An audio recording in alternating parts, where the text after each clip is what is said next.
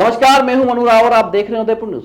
उदयपुर, वो नाम जो कभी वीरता का प्रतीक था, आज राजनीति की मंडी बन चुका है। जहां कभी तलवारें धरती मां के सम्मान के लिए उठती थी, वहां अब जातियों के झंडे लहराए जा रहे हैं। भील, मुसलमान, राजपूत, ब्राह्मण, जैन सब उस दौर में एक साथ लड़े थे जब दुश्मन बाहर से आता था। लेकिन आज दुश्मन भीतर है और उसका नाम है जातिवाद की राजनीति। नगर निगम चुनाव नजदीक है, हर पार्टी अपने समाज का गणित बना रही है। कहां राजपूत भारी है, कहां ओबीसी निर्णायक है, कहां ब्राह्मण जैन प्रभावशाली है और कहां मुस्लिम वोट तय करने वाले हैं। वोट अब विचार से नहीं, जाति से तय हो रहे हैं। टिकट अब योग्यता पर नहीं, गिनती पर बांटे जा रहे हैं। दोनों बड़ी पार्टियां समाज की चौपालों में खड़ी है।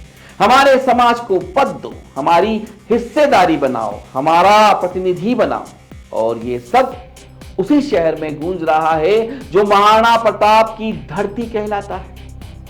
मेवाड़ की मिट्टी में कभी धर्म नहीं था, जाति नहीं थी, भेदभाव नहीं था। यहां हकीम खां सुर भी लड़े, भीलू राणा भी, भामाशाह ने धन दिया और जाला मान ने प्राण। यहां की पहचान सिर्फ एक, मैं मेवाड़ी हूं। लेकिन आज वही पहचान टूट चुकी है। हर समाज अपनी गोटी चला रहा है और विकास बीच में कुचल गया है। राजनीति अब सेवा नहीं, सौदा बन चुकी है। पद की कीमत अब जाति के वोट बैंक में तय होती है। जिस समाज के वोट ज्यादा उसका टिकट पक्का, और ज्यादा शोर मचा ले उसका पद निश्चित। और जनता वह तमाशबीन बन चुकी है, क्योंकि उसे न सड़क मिली, न पानी, न रोजगार, न विकास। आज उदयपुर की गलियां इस सियासी सौदे की गवाह है। वार्डों के नक्शे जातिगत रंगों में रंगे हैं। नेताओं के भाषण अब समाजों की चौपालों तक सिमट चुके हैं। हर मोहल्ला, हर नामांकन के पीछे एक जाति समीकरण छिपा है। पर कोई ये नहीं पूछ रहा कि उदयपुर का क्या होगा, शहर का विकास कौन करेगा। भ्रष्टाचार, पानी, ट्रैफिक, बेरोजगारी, इन सब की जाति कौन सी है।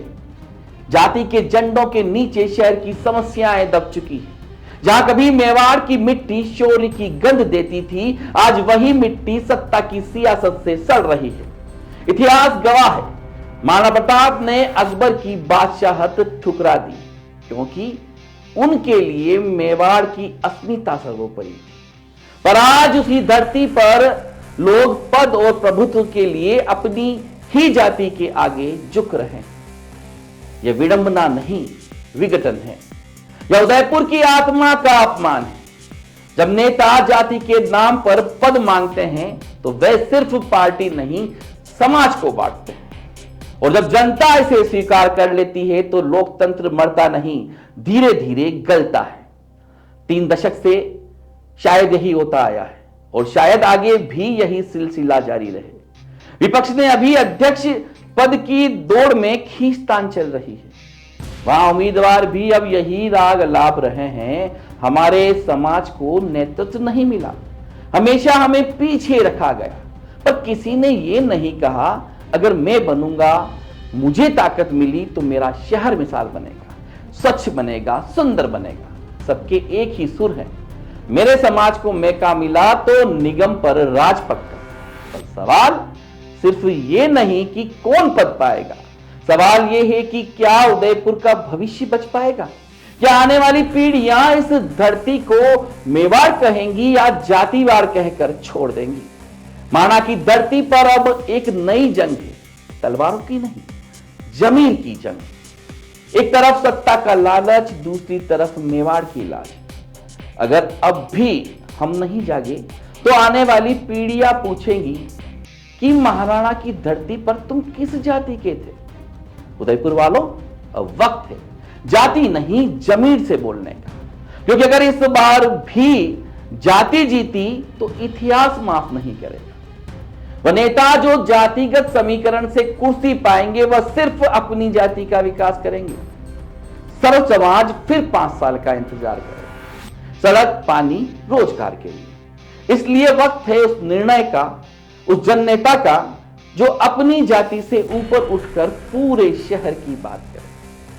अगर उसे अपनी जाति की बात करनी है तो अपने समाज की बुराइयां मिटाए, ना कि झंडा उठाकर राजनीति करे।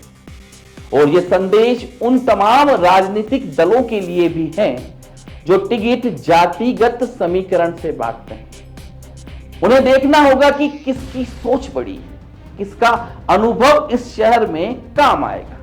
जनता जनार्दन के पास अब एक मौका है ऐसे नेता को चुनने का जो जातिवाद नहीं, मेवाड़वाद में यकीन रखता हो, वरना आने वाले चुनाव में जय मेवाड़ नहीं, जय जातिवाद गूंजेगा और उस दिन महाराणा प्रताप की यह धरती सिर झुका लेगी। और हम में से ज्यादातर ऐसा नहीं चाहते, इसलिए अब सोच बदलनी होगी। सोच बदलेगी तो नजरिया भी बदलेगा और तब उदयपुर फिर अपनी पहचान और अपनी शान और अपना गौरव वापस पाएगा। जय मेवाड़। नमस्कार।